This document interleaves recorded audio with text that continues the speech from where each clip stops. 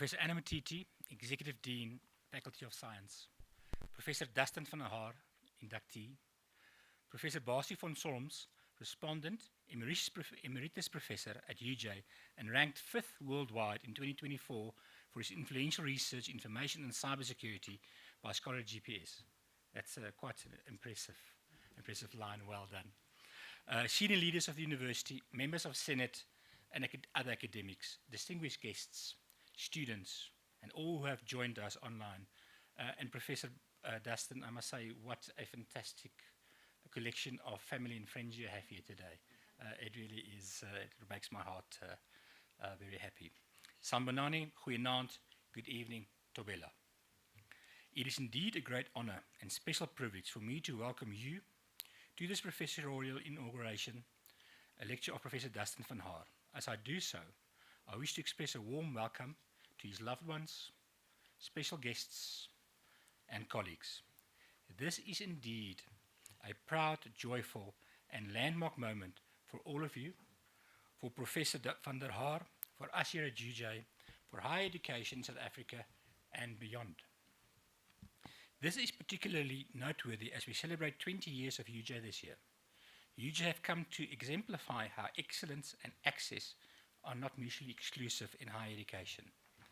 In the spirit of innovation and social responsibility, UJ has pushed boundaries and prioritized research, technological advancement, and I think we're going to hear a little bit about that tonight, I hope, and community engagement. It is against this backdrop that we welcome you to the Professoriate, a community of scholars dedicated to UJ's ethos of academic excellence while making a tangible impact on society. The inauguration of professors is a public ceremony in which newly appointed professors are inducted into office by the Vice-Chancellor and deliver their inaugural address. This ceremony serves multiple purposes. First, it is an expression of welcome, and an entry for new professors joining the circle of colleagues who are already professors. Secondly, it provides a platform for professors to display their expertise in the discipline and showcase their research. In the tradition subscribed to by many universities, assuming the role of professor refers to the gown and the cap. Once we have listened to the inaugural address, the gown, denoting the professorship, will formally be assumed. Today, we gather to witness Professor Dustin van der Haar's entry into the illustrious community of scholars at the university. It celebrates his contributions to the discipline and ultimately his impact on society. Professors provide a university with its identity, character, academic legitimacy, and integrity.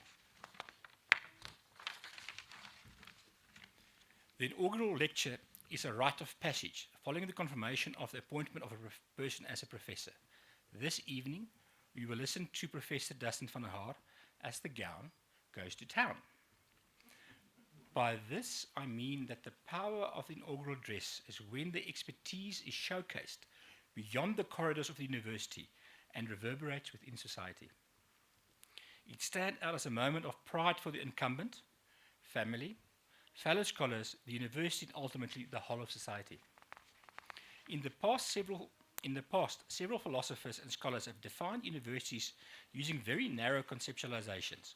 For example, the search for truth, for universal knowledge, and even as instruments serving the purpose of the economy or being utilitarian in nature. Through our work and research at UJ, I hope that we can break out of these narrow concepts and reflect on the university as contributing to the public good and working towards societal impact. What is the role then of an intellectual?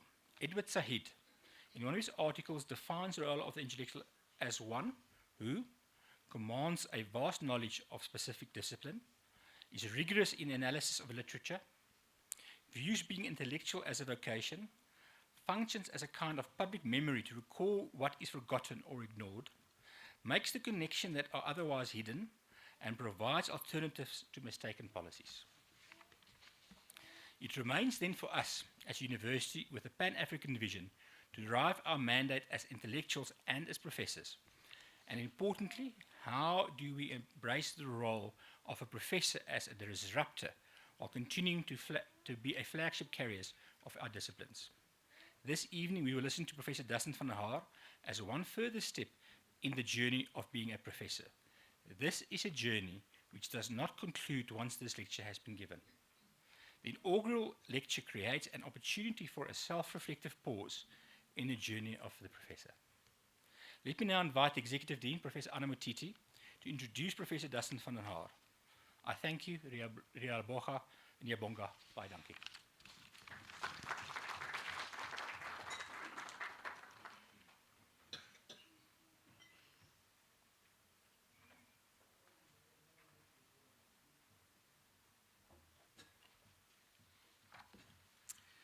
Good evening, Vice-Chancellor Functionary, Mr. Andre Pretorius. Please allow me to observe protocol. And as we say here at University of Johannesburg, I think it is befitting for me to say all excellence observed. I have the honor and pleasure of introducing Professor Dustin van der Haar. Born and raised in Enedale, south of Johannesburg, Dustin is the eldest of two children of Johan and Judy van der Haar. After moving to Maritzburg, he matriculated from Hoërskool Die Burger. Supported by 3 successive Telkom bursaries, he completed his undergraduate studies in information technology, followed by an honors and master's degree in computer science. In 2010, he began his academic career at the University of Johannesburg, where he has been teaching and shaping future computer scientists ever since. Dustin is a full professor and head of the Academy of Computer Science and Software Engineering. His primary field of interest is applied artificial intelligence for perceiving human beings. In other words, Dustin focuses on developing algorithms that solve text, signal, and vision data problems that contain structural or behavioral aspects of humans. Dustin has received multiple awards, including Best Paper Award, the 2023 Fulbright Emery Distinguished Research Chair Award, and numerous grant awards from both national and international sources. He has 15 years of experience with over 100 international peer-reviewed articles and has solved critical problems in facial anti-spoofing, Alzheimer's disease, and sports AI.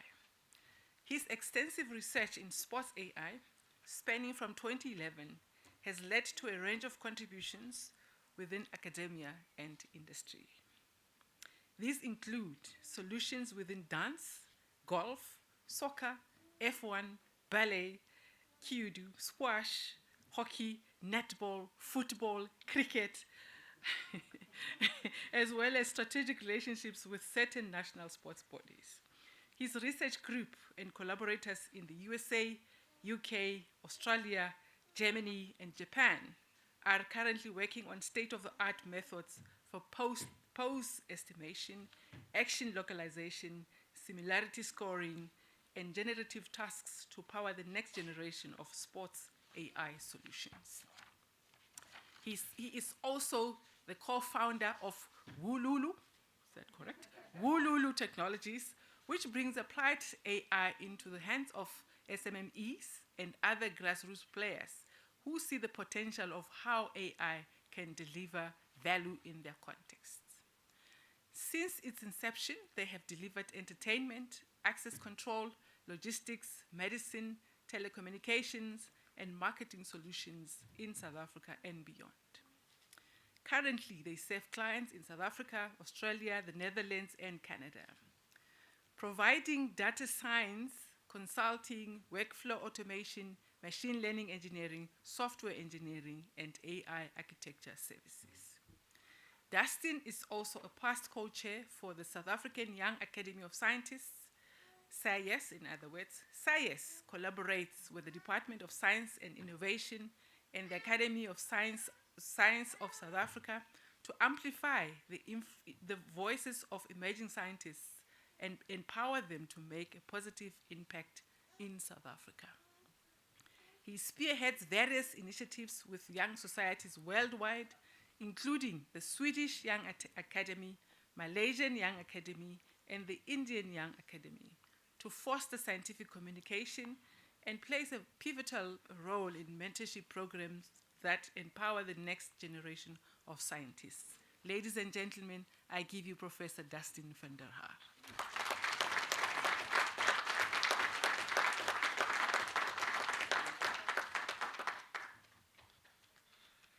Sure, that sounded like a lot of stuff. um,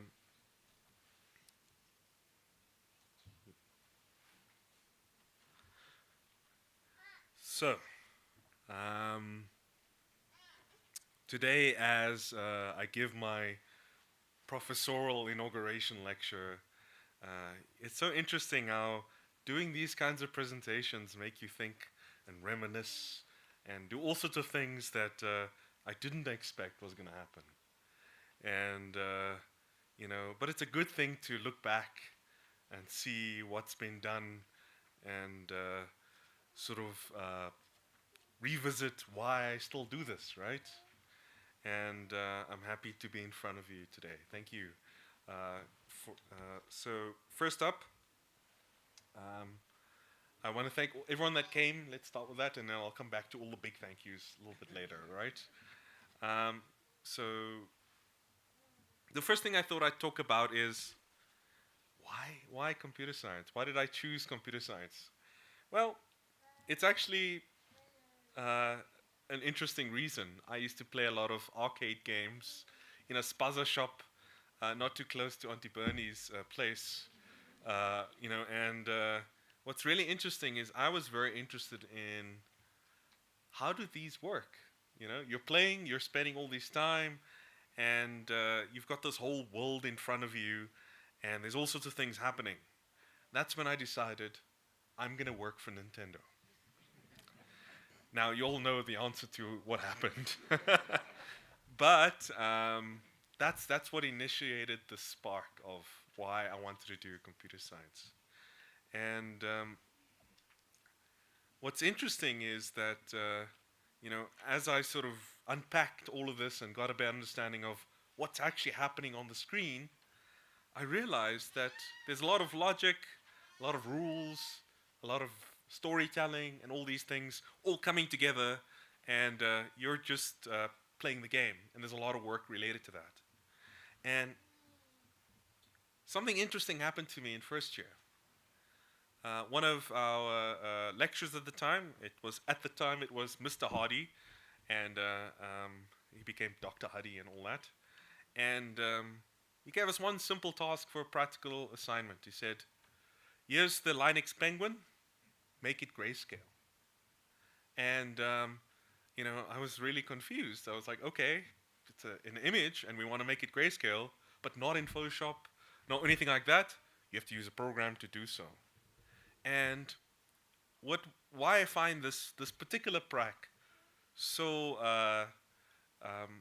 intriguing was that I looked at what an image is and how that gets represented, and taking that representation and then turning it into a grayscaled version of the penguin. And this was a very profound practical for me, and there are some practicals along the journey that sort of helped shape where I am today. Now, why bring this particular practical to talk about right now is this was my first stab at image processing, sort of writing an algorithm that changes an image from one thing to another. And I didn't know it at the time, but I'd be doing a lot more stuff in this particular area. So I had this sort of fascination with arcades, and then I was like, I'm going to go work for Nintendo. And then something interesting happened. I realized that going to study computer science isn't actually about making games. It's actually about solving problems. And when I look at what kind of problems I learned that you can solve, that's when things started getting interesting. I realized that I could make a difference. In different areas, I could solve problems that mattered. Problems that I knew very well growing up, and make a solution to that and do something and make an impact. And for me, that sort of realization of I can solve problems became a little bit more interesting. And that's where a lot of my journey began. So as you all know, I come from Annandale. And, in case a lot of people don't know where that is, so I thought I'd say where that is. South of Johannesburg, not Alberton, that side, south, other south, Orange Farm, Walkerville. If you're looking at those, that's probably where you are. You're in the right place. And what's really interesting is there's a lot of problems in different spaces, and I was trying to look for some of that. And as a child of a very, very large extended family, in case you're wondering, they say it takes a village. This is probably not even a 10%, maybe a good. There's a lot more to the village, right? There's only so many that could fit in the room, right? And what's interesting is when you grow up with a sort of big, warm family, you get a lot of perspectives. You got a lot of teasing. There's a lot of fun, fun times in general, and a lot of that fun is always something that shapes how I teach today. In case you're wondering. So, how did I get there? So, in high school, when I had these big dreams of I'm gonna go work for Nintendo. And I went to my parents and I said, I want to go study computer science. And, what was really, interesting, my parents were like, okay, we'll make a way and we'll find a way and we'll get there. And you will not believe how many bursary applications I've written, and my parents have helped me to get to where we needed to go. And after many, many, many, many, many, many bursaries, the day before registration, I got the phone call and everything else, and I got my first bursary. And what's so interesting to me is I wouldn't be here today if it wasn't for that bursary. And after undergrad, I needed to go make money, right? So my parents told me, don't worry about the money. You can keep studying. And I got another bursary. And the same thing happened. And what's interesting is I got an honors, and my bursar at the time told me, I went through the whole interview process. I can pick any department. I can work wherever I want to, and they'll pay me whatever I want, which is crazy. And I said I wanted to do my master's. And what's interesting is they were like, sure, we'll pay for your master's. You do your master's. And why this is so interesting is when I was during my master's and I got my got my master's, they told me like, well, you need to work, right? You need to make money. And I thought I'm going to go work for my bursar at Telkom, and something interesting happened. I still remember, I know a lot of people are watching online, and I'm sure Prof. Ellis is probably also watching online. She and Prof. von Solms told me, sort of got me into Prof. They almost ambushed me, and they said, would you be able to give this particular class? And it was mobile programming at the time. And I was like, sure, I'll try it out. And what's interesting is I didn't really expect what it was going to be like. Standing in front of the classroom and thinking, I don't really know what I'm doing. And something interesting happened. I started the class, and I did a few things in the class, and one of the things I still remember today is I told them, I don't really know what I'm doing, but I'm going to try anyway, right? and please bear with me as I try. And what was reassuring was I gave the lecture, and I thought I did okay, right? I thought it was okay. And one of the students that came afterwards came to me and said, that was probably one of the best lectures I've had. And it was really surprising to me for someone to say that. And by the way, that student is now a CTO. Can you believe that? It's unbelievable. And what that started was me realizing that the way I can make a difference is to be able to teach, to be able to not just solve problems, but teach others to help solve the problems themselves. And that was a turning point for me. And I was very blessed that upon this realization and having a bursar that really, really, really wanted me, UJ bought me from my bursar. And they paid every cent. And when I say I got a bursary, it's not just like tuition. It's textbooks, it's spending money, it's accommodation, it's a lot of money. Let's just put it that way, right? And UJ paid every single cent. And that's when I could start teaching at UJ. I've been teaching now at the University of Johannesburg for 15 years. And I guess some milestones. Prof, we were talking about earlier about some of some milestones, but I don't know if many of you know, I got my PhD when I was 26. And the day I handed in my PhD, I thought to myself, I guess maybe I can do some stuff, and then hopefully it'll get better. And what is more profound is I became an associate professor at age 31. And things started getting faster after that. And I started doing more and more and more.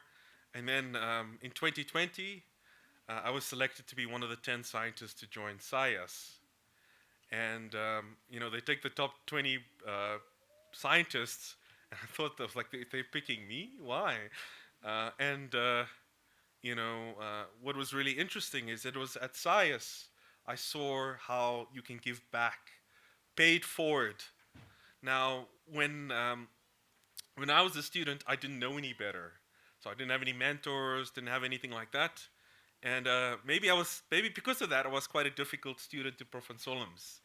I made a lot of mistakes along the way and all that, but I guess it all panned out. And then in 2022, they said I must be the chair or the co-chair of SciUS. And for me, what was really, really exciting was that's when I truly realized that academia and the intersection of academia and government, there's a lot of difference that you can do at a very grassroots level. And there was quite a number of initiatives for capacity development and doing a whole bunch of stuff. And in 2023, just before 2023, I was awarded the Fulbright Emery Distinguished Chair Award.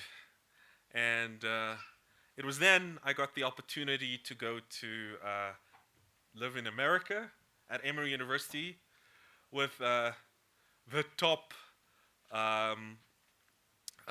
academic in ACL injury in the world, which is crazy. And Craig, if you're watching this, you got an email from me, and he's like, "Oh, who's this guy?" And he decided he's going to give me a chance. And that chance, in many ways, changed how things have happened to what I do today. So in 2024, I got the VC Award for Teaching Excellence. And, it was sort of interesting because this was the time when I started reflecting on that very first moment where I thought, I don't know what I'm doing. How did that person turn into the person that's getting a medal standing here in 2024. So these are some of the milestones, and I thought I'd also share that I have 2 children, and I'm married to Jennifer. One of them just ran out there. And balancing work life is quite a tremendous thing, being an academic. I'm also the head of department. I see some of my staff there at the back. Thank you for coming. And we're trying to guide the next generation of computer scientists. So let's talk a bit about my research. So if I look at why I'm an academic, why do I do what I do? I guess the short answer is I want to make a difference. As you can tell, I've said it quite a few times. And I wanted to make sure that there's some level of societal impact where we're making everyone's life better, not just a subset of people. I wanted to make sure that we're training people that can solve the next generation's, train the next generation to solve next generation problems. And there's a lot of complex challenges as a result of that, and I want to make sure that the technology we create is accessible. You don't have to pay lots and lots and lots of money to get access to something that makes your life better. And my hope is that we get to that world where you don't have to pay to make the world a better place. So I started my journey in the field of biometrics. Now, biometrics meaning bio meaning life and metric to measure. You're measuring different aspects of a human being, and we're doing all sorts of things. Now, biometrics normally comes up when it comes to security, right? So in honors, I built a whole a sort of fingerprint portable, it's actually embarrassing to talk about it now because the fingerprint scanner is about that big, and it works with Bluetooth, right? And it connected to a, Prof, what is that phone? A compact phone. It was like a Microsoft compact phone, and it secured banking transactions, right? It sounds silly because that's how it works in our field, right? You start in one place and then you look back and it looks like, what are you carrying around? Is that you mock people for having these big phones, and you say, well, if there's an antenna that comes out and you're making a phone call, that phone is too old. Now the irony is that phones went smaller, smaller, smaller. Now they're getting bigger, bigger, bigger again, which is really interesting. So I started with fingerprint. Then I went on to face recognition in telecommunication systems, and then to my PhD where identifying people using brainwaves and heart rate and those kinds of modalities. So when I started my master's, I got to write my first article. And one of the interesting things about my first article is that as I said, I didn't really know what I was doing, and maybe in my naivete, I guess, I didn't ask much questions, and I don't know, Prof. I don't know how you put up with me sometimes, but in general, what I was trying to do was take a photo, get a representation of that, get to their face. Once you've got their face, and then say, this is how you're going to get that representation or numerical representation for that, and use that to identify someone. Now, I'm busy looking at Grace there. One of the things she used to laugh at was my algorithm was very racist, right? And what she was very aptly put out is that make sure that when you're demoing the prototype, make sure you choose wisely who's going to be there, right? And what's really, really interesting is, as you would have it, the one person that would really, really suck at would be me, right? So I had to get some volunteers that were not me to help with some of this, and that was a journey in itself. And that's where some of the articles started coming from. So for some of the computer scientists in the room, it's speeded up robust features that are aggregated in a bag of words to classify using a support vector machine. Then for my PhD, it was about using brain waves to identify you by. And by using these brain waves, you would be able to, so the crux of my PhD was, can you get some sort of generalizable representation of brain waves, of other physiological signals, like your heart trace and all that, and use that to identify it. So whatever you have available, whether there's brain waves, a sensor for brain waves, or heart rate, you can use that to identify someone by. So there's also some other things that sort of shaped what came next. So things related to spoof detection, emotion recognition, and you'll see there's this continuous stream of articles that that sort of intersect between education, what I would do during the day, and educate, and using technology to make that better in different ways. I think it was about this time where it was intense. Now, I know a lot of you as academics would know there's lots and lots and lots and lots and lots and lots of rejections, right? You submit an article and there's rejections. I think this was probably the time where I received the most amount of rejections. Now, you can imagine having rejection after rejection after rejection can be quite rough on all sorts of areas of your life, because this is the time where you start thinking, am I doing the right thing? Is this where I want to, is this still what I want to do? And what's interesting is there was a lot of exciting work where I think this was amazing, and then I would submit the paper and they would reject it. Almost like, this is not what you should be doing. And it was around this time where I realized that, the failures and all that is not a reflection on the quality of the work. It might have been just a case of, how am I presenting the work to others? Am I doing it in the right way? And, it's around then where things started to narrow in a bit, where I realized now's the time where I need to focus on something specific. Where you'll notice I did face recognition, brain waves, sounds not so similar, right? But they're all pattern recognition. So if you look in the field, I needed to go more specific than that. And that's where one of the turning points happened.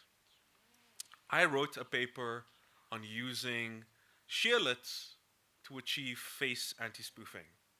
Now, for a lot of the people that were in the department at the time, I can see some faces like Duncan and all that, they would know how obsessed I was with shearlets, right?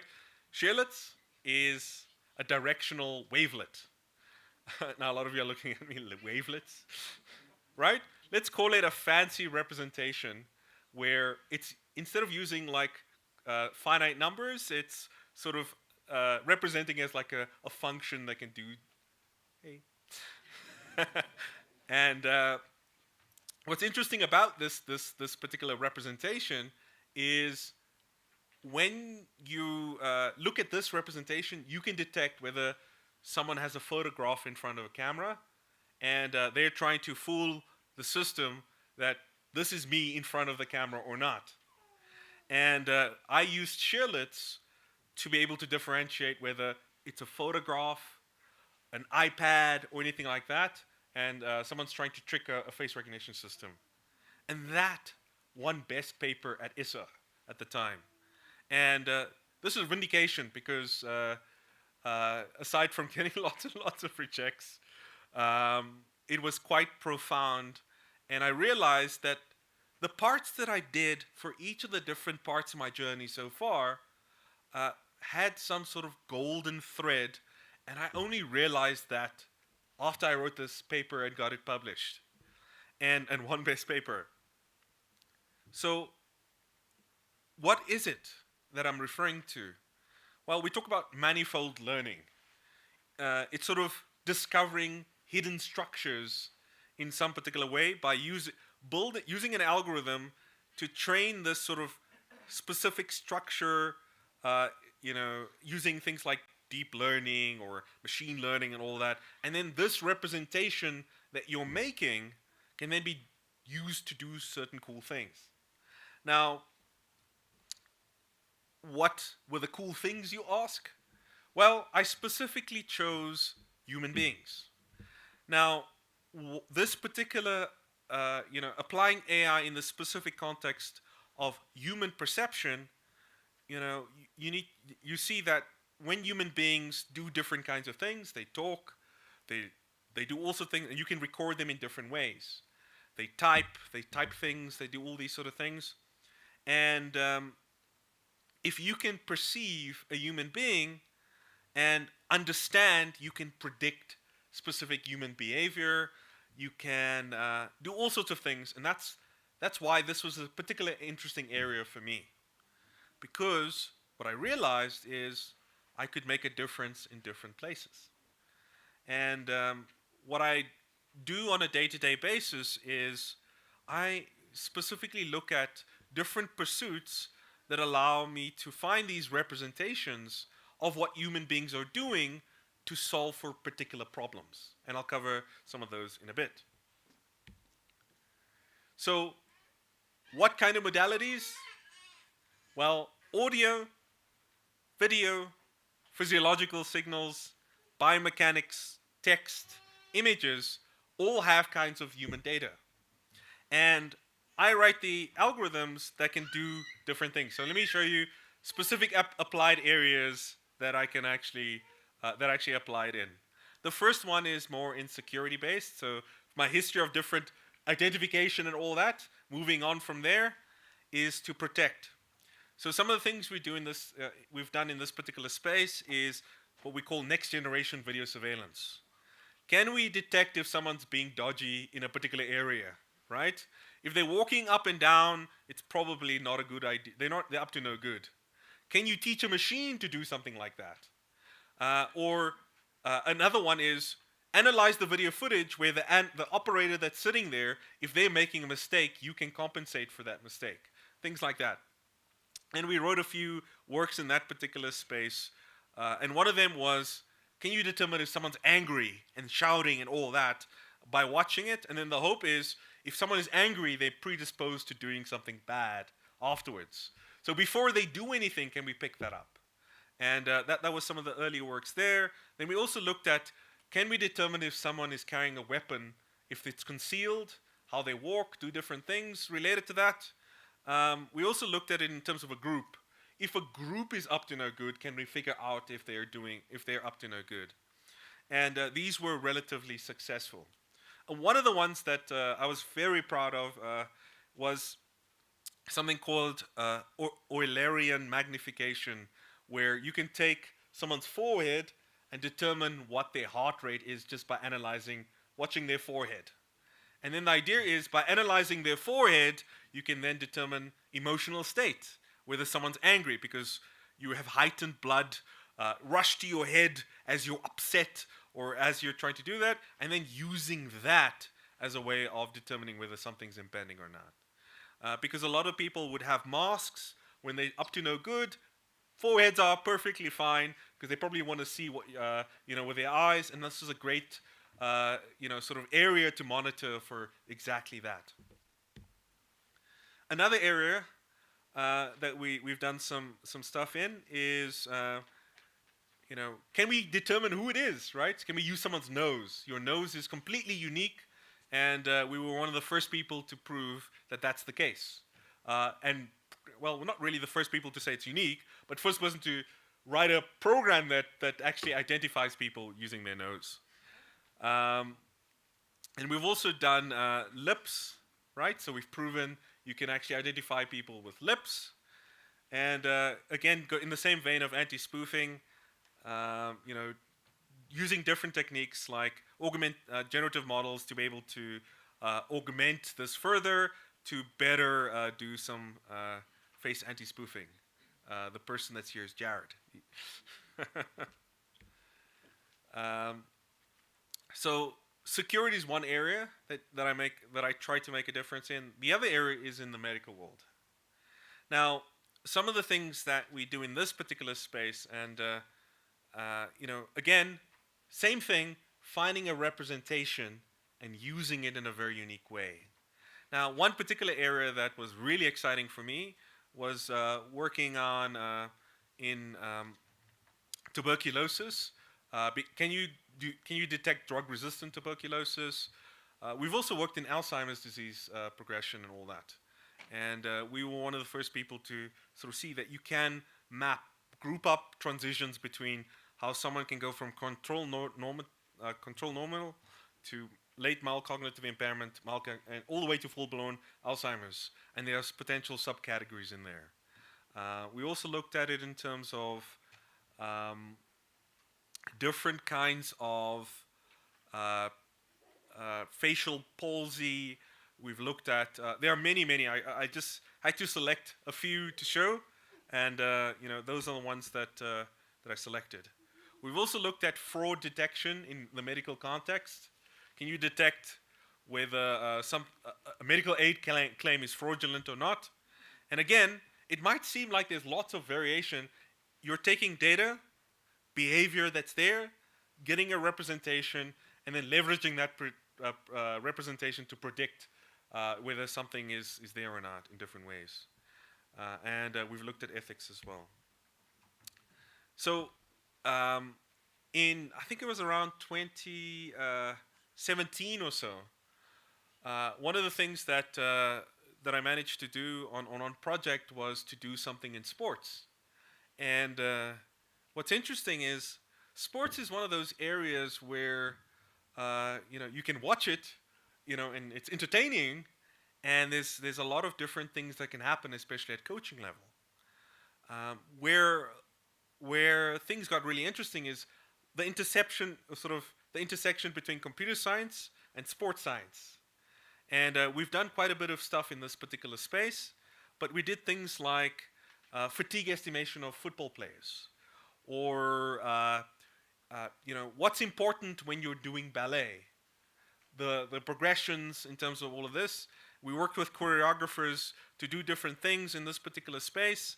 And Margaret, if you're watching on the stream, you've done quite extensive bit of work in this particular space, and we've done all sorts of other things that really are making a difference in that particular space. And then, of course, we've done cricket. I see Habib, I see Tevin.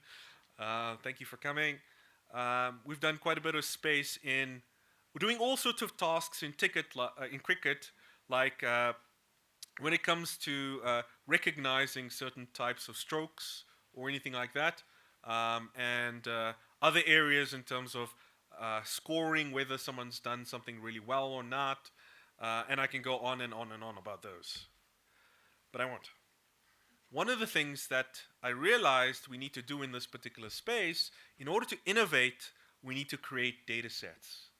And I went on this whole big drive about four years ago, first to get money to make the data sets. That was a challenge in itself. And then starting to create the data sets. So these are some of the some of the data sets we've created. There's Anchor, one for ballet. There's one for cricket. There's debating. So can you assess whether someone's good at debating? Or a data set we're busy with right now. As students are presenting, can you determine whether the presentation is going well or not? Yes, sometimes when you look at the judge's eyes and it fades away, and then it's not going well, or when there's this hand coming up, probably those are indicators. I'm talking about when you're looking at the student, can you determine whether it's going well? And guide them in real time to say, don't do this, speak up, do that, and then they can practice with that to make it better. So those are some of the stuff we're busy with. So I thought I'd tell you what's cooking now, right? What am I busy with at the moment? I have this rule, no more than 5 projects, right? I tend to take on a lot of stuff. That's why this rule is there. So these are 5 projects that I'm busy with right now. The first one is, I thought, just to give some context for the 5 projects, I work in these particular spaces. So I work in action recognition, identifying what is the person doing. Action detection, where in the screen are they doing it? Temporal activity localization, when are they doing it? Action forecasting, what comes next? Action quality assessment, did they do a good job? Action similarity, is it aligned to some compliance or is it similar to some reference? If I compare two people, can I see if they're similar or not? Action ranking, so if I had to put them in order, you would be first, you'd be second, and so forth. And anomaly detection. So these 8 tasks are centered around what I predominantly focus on. So in my journey, these 8 tasks are the things now that I always move forward on. If it doesn't do with any of these tasks, I don't do it. These are the ones that I mostly focus on. So, as I mentioned before, I went to Emory University. We still do work today. So some of one of the projects we're busy with on right now.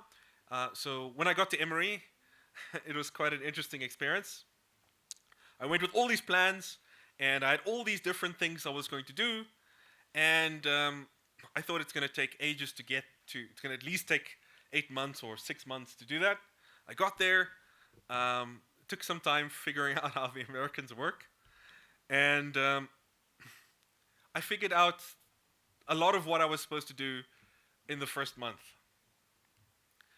And this was problematic because a lot of what they were doing for like 7 years and all that, they were trying to sort of figure out how, between this group and this group, how do we know this one did this training, this one did that training? And one of the things that I figured out is we can take that a step further, and we can actually say, your training is going to last for this amount of days, or this amount of exposures. So then you can tell, after this amount of exposures, for the cohort we analyzed for the clinical trial, was about 40 exposures. After 40 exposures, they were predisposed to injury, and that's where some of the injuries would happen. We also looked at things like, can we group these people together and see if they're similar in some other way? And by analyzing their similarities, we can draw on specific insights to determine this group is the good group. They're excellent. They're going to do well, and they're going to be resilient to injury. We can also do things like, by just looking at someone without the fancy cameras and all that. In case you're wondering, one of the cameras in their lab costs around $2,000, and they've got 64. Right? Now, the kind of resources that they have is very different to what we have. And I think it was about 64. And they didn't have all of them up, and they would do motion capture and a whole bunch of other stuff. And what was very interesting is that, learning in this particular space, I got exposed to a lot of sports science. And I definitely cannot thank Greg Meyer enough. He's the kind of person where they tell him, go move that mountain. He's like, this is what I need, and we'll move it. Right? He's intense. There's a reason why he's a leader in his field. And building biomechanic foundational models to be able to do all sorts of things. So another project I'm busy with is called Dance Proof. So the gist of it is, I don't know if Warda's here. She's probably watching online. So we capture all different kinds of dance moves on TikTok.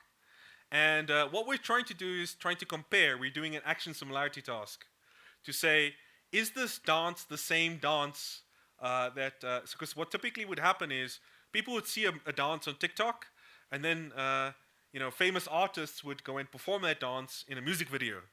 And they wouldn't attribute that dance to the original author. This pursuit can quantify exactly what is the percentage between what they did there when they came up with the TikTok dance, all the way to what's happening on the music video, and we can use that to enforce. So there's lawyers involved, there's choreographers involved, and in case you're wondering, I can't dance. My family will know, and allowing that to all come together to do movement copyright protection. And we do dances in K-pop. We're doing the kwara kwara. We do pansula. There are some very good dancers in the room right now, and I'm looking at you, and you'll be able to determine if it's that dance or not. And what's interesting about this is that a lot of people said it was impossible. There's even law cases that said that it's not possible to achieve something like this. Now, where we are with spatial temporal representations and some of the stuff we work on show that not only is it possible, it's achievable to be able to compare all the different dances and enforce movement copyright protection. So speech sense was what I was alluding to earlier, where if you analyze a particular student, can you determine if it's going well or not so well? And what's interesting about this particular project is it ties in with something very close to my heart. Can we actually first improve how students learn? And one of my big pursuits in this particular space is, can we actually find out if someone is learning or not? And what speech sense allows you to do this is by giving the presentation, you can tell them, give them pointers and all that. There's a lot of intricacies in terms of what the rubric said you needed to say, as well as what you're doing or conveying to someone else. And it's individual students have different strengths and weaknesses. And this allows them to work on their weaknesses and move forward. And some of the early results in this particular project show it's phenomenal at how much it can pick up of, you're speaking really slowly. Or if people are nervous and they're walking around and doing all these sort of things, it can pick up that fairly well. And we're hoping that at some point we can actually deploy it and students can try out for, I just come from the projects day right now. If they could present to a machine and machines give them pointers before they even get judged, I think it would be even better, right? So another project that's also very close to my heart is Project Harmony. So Project Harmony is about using multimodal AI to detect depression and anxiety and a whole bunch of other things across different data modalities. We have a collaboration with Ritsumeikai University in Japan, and both governments are involved, in case you're wondering. And what we're trying to do is leverage temporal reasoning and different kinds of nuance and cultural differences and be able to detect if someone is experiencing or having a hard time in different forms, different modalities, so video, text, posts, all sorts of things, and have interventions potentially in place for that. And what's interesting about this particular problem is we're taking an angle on, if you're predisposed to depression, you're probably also predisposed to radicalization. There's also part of Project Harmony to see that there's gun violence events and a lot of other evidence that show that individuals that are depressed actually they are absolutely predisposed to radicalization and other kinds of really problematic behavior. And what's really, really nice about this is that it works, right? And we're proving the accuracy of a lot of this. And it's really, really easy to say we make a difference. But when you start counting and saying that there were 73 kids that didn't go down the wrong path, that's a big deal, right? And more and more so every day, this number grows. And my hope is that this will become more accessible, especially with the trials that are coming to South Africa, and we take it forward in this particular space. Next one is TRACE. So Transparent Real-Time Analytics for Conceptual Education. This is a collaboration between multiple universities in South Africa, TUT, UWC, as well as German counterparts, Ireland University, and I'm really sorry, Thomas, if you're listening, I cannot say your university, but it starts with a P. and many other places. And the idea is, it goes back to my previous question: can we determine if someone's learning at this moment?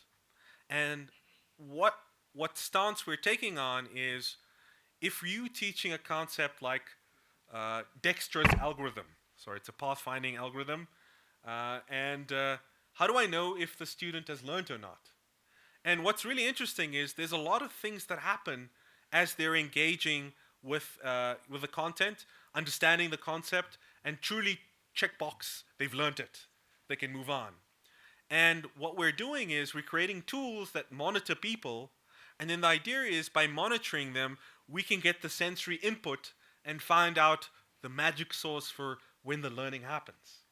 And the idea is that if we find out where did someone go wrong when they're interacting with a tool and the concept itself, the idea is then we can determine what kind of interventions we can put in place so that that learning process is more efficient.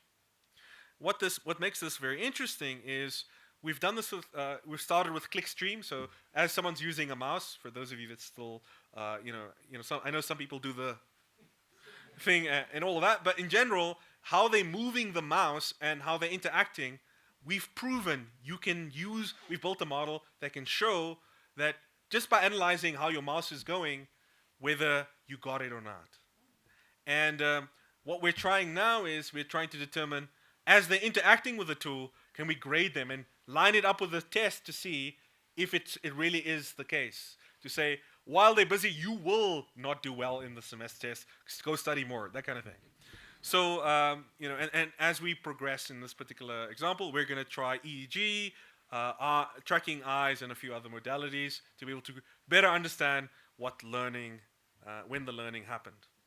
So I thought, as I conclude my presentation, I thought I'd give some nuggets or some things that I learned that would probably be useful for some of the academics, the younger academics in the room.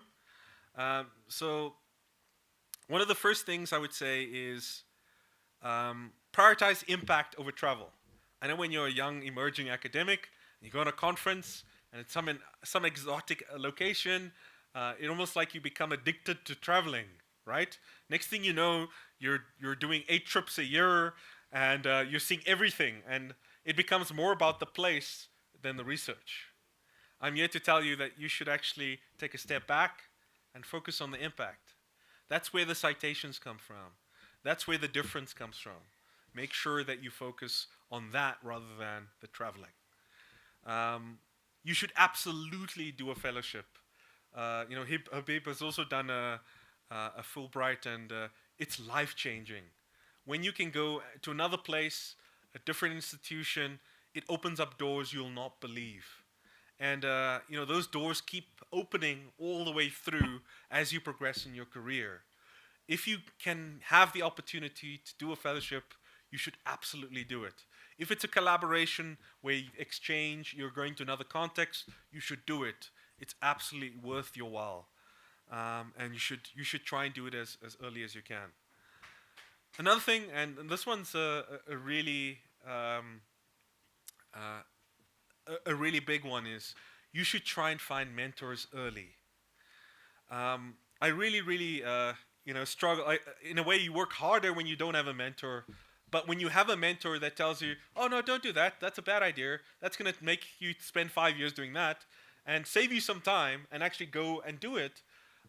That's what a mentor actually should be doing. And, I didn't have that. But now I'm very much trying to pay it forward to do it for others, because they should be better than you. They should reach heights that you couldn't get to. And they will be able to make a difference. And through doing this mentorship, you're actually impacting others as well. You should collaborate, not compete, right? Life's not a zero-sum game. And a lot of people look at doing research and seeing it as, by me winning, or someone else winning, you're losing. And it's not like that. It's very much a case of you should not diminish your own achievements by seeing that other people are doing well. Everyone can do well, and you should look at it in that way. Another one that came to me very late is build your brand. Sometimes you should have a voice, and you should speak up, and make sure that you are recognized as a master in your particular space, because that also opens up different kinds of doors. So those are some nuggets there. Um, I want to acknowledge Professor Elise Ellers. She was my boss for a good long time, and I think now as HOD, perhaps being on the other side, I realized how much of a good boss she was. And a lot of people know Prof. Ellis. She's a very noticeable person, and I just want to thank her for every opportunity that she put forward and guided me as a young academic. I of course want to thank Professor Basi van Solms, who's prolific in his own right. He's achieved so much, and as I mentioned before, he put up with a lot from me, and I really want to thank him. Prof. Matiti, who's now my boss, by the way. Thank you so much, Prof. Especially as my first year of being HOD, you've been very supportive, and I can't thank you enough. I sort of, in my head, I had this big mountain in front of me, and I'm a year now beyond it. It still seems like a big mountain, but I'm just higher in the mountain at the moment. And thankfully, I'm still in one piece. I want to thank some of my old colleagues. I want to say that the furniture at the University of Johannesburg, we like to call ourselves furniture, like Grace, Duncan, and Atish, who's around for, and many, many, many others that are, I want to say, part of the AXI furniture that have been around and, part of the journey. I also want to thank the AXI team. I think in the HOD group, I've heard all sorts of stories and all sorts of things, and I always think to myself, maybe I don't have it as bad, right? So thank you for being a good team and not giving me too much gray hairs, and I really, really appreciate having you as a team. I also want to thank the Faculty of Science HODs. There's a lot of things where you just don't know. Jacques would know, right? I'll phone him. I'm like, I don't know what to do. What do you do, right? And because Duncan was on sabbatical, and I didn't want to bug him too much, I would have to ask, and then I would know. So it was sort of learning on the fly, right? And thank you for all the support in that regard. I also want to thank the students. I definitely can't stress how much they've provided. Just as much as they've learned from me, I've learned from them in unique, different ways. All the way from Akbar to Alyssa, Nemeka, Margot, Sibasiso, Tevin, Stephen, Dane, Wasim, Warda, Jared, Bless, Imran, Anton, Francois, and my new Botemelo, my new student. I really, really thank you from the bottom of my heart. You've definitely made this journey worthwhile.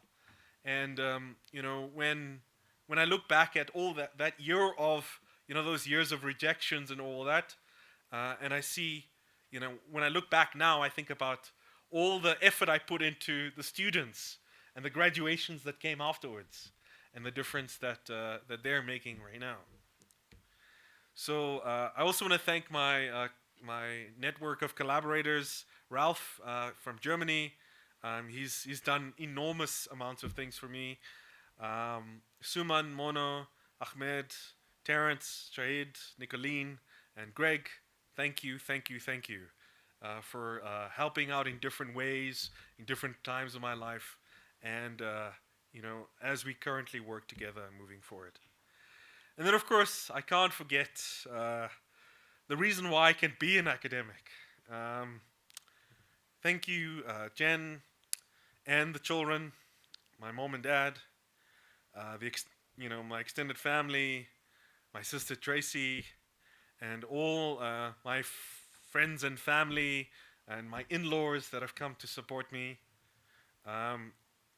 You have no idea the love and support all helped me to get to where I am today. And I wouldn't be able to express how much that means to me. And all I can say is thank you for being there. And when it comes to, because being a professor is interesting, right? It's not a 9 to 5, right? And it just so happens that a lot of the grading that happens is not during the 9 to 5. The grant applications are not happening during the 9 to 5. The papers are not being written in the 9 to 5. There's a lot of stuff that happens that are not in the 9 to 5. Now, when you have kids, and you want to be there for your kids, and you want to be able to ensure that you're always there for them, being able to strike that balance is extremely difficult. And it's only through a very good support system can you even begin to comprehend what that would look like. And I really, really, really, from the bottom of my heart, I want to thank you for that. So, and that concludes my talk, but I want to say that the journey continues, and I look forward to what comes next. Thank you.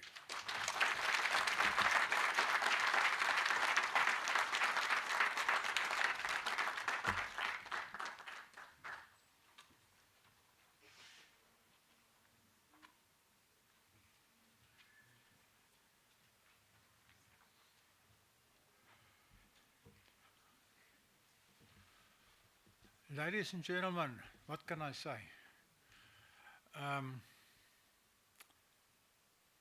I've got 7 minutes, and I also want, like Dustin, to reflect a little bit. Firstly, October this year is a very important year for me. Firstly, I was forced to celebrate my 55th wedding anniversary. Secondly, I entered my 56th year in academy. And thirdly, maybe that's why I'm here, of the 30 PhD students that I supervised, one of the best, if not the best, is inaugurated tonight. That's an extremely big privilege for me to be here, Dustin. I can reflect about those years when I saw you for the first time. I think our paths must have crossed very much already in 20. I can't even remember whether you were in a first year class, the Alzheimer you're working on, that's sort of coming to me. Because that was the fourth one. I celebrated my 79th birthday. So I can't remember, but I know the masters, and I remember the PhD study. And that's why I can commend, ladies and gentlemen, and to your parents, I think you must know that it was one of the easiest PhD students I ever had. And I think he was about the only one, which completed his PhD studies in less than 3 years, which at that point of time was well done. And I remember very often I said, Dustin, we must talk, we must get together. I want to see how you're progressing. And then he comes in and says, here's the paper, let's just look at the paper. It went so well and so easy. Dustin, even at that point of time, you were guiding yourself, and you were showing that independence of becoming an excellent researcher. Thank you for the opportunity to have worked with you for your master's degree and for your PhD degree. A very brief reflection on what you've said, and specifically my academic colleagues will know there's lately been a lot of talk and articles in the press, nationally and internationally, about AI, and a sort of a split character in AI, a bubble developing in AI, because people are saying, what are we getting out of artificial intelligence? What are we as people in the street are actually gaining from all the millions of dollars and rands going into the research? I wish many of those journalists could have been here tonight and just see what is going on. In other words, what are the practical projects that can come from artificial intelligence for the man in the street, for me and you? And I think that's the real, and Dustin, you've highlighted that, that's the real issue of research. You can be a glorified ivory tower academic, or you can be a practical, down to the ground academic, which you are. In other words, your research is practical, and specifically many of the things that you've covered is also very relevant to Africa, and I hope that some of those research will reflect for our continent. My last comment to the representative of the Vice Chancellor and to the Executive Dean, ladies and gentlemen, do not lose this person. Do not let him go away. You've seen the people that he's working with. I know that it'll be extremely easy for Dustin as an academic to pull out his roots and move away. UJ can't afford that. And to the extended family that you've mentioned so far, to you I want to say you are one of the reasons why he's still here. If it weren't for you and his commitment to you as a family, he would have been gone. And I think it would be a bad day for the University of Johannesburg if you don't look after him and make sure that he stays here. Dustin, it's my privilege to welcome you to the community of professorial colleagues. You're young. You've got an extremely good research career in front of you. Please balance it in terms of the research. You've already mentioned your family. And have a good career and stay at UJ. Thank you very much.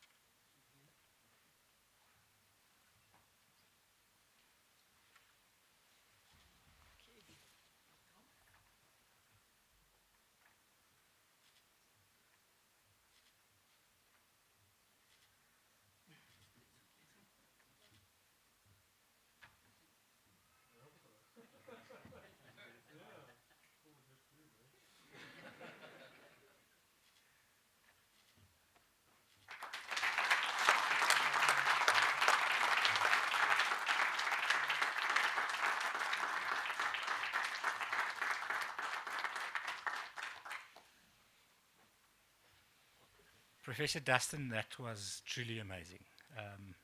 Your career to date, your achievements, I can undertake to Professor von Solms that we're definitely going to try hard to keep you here.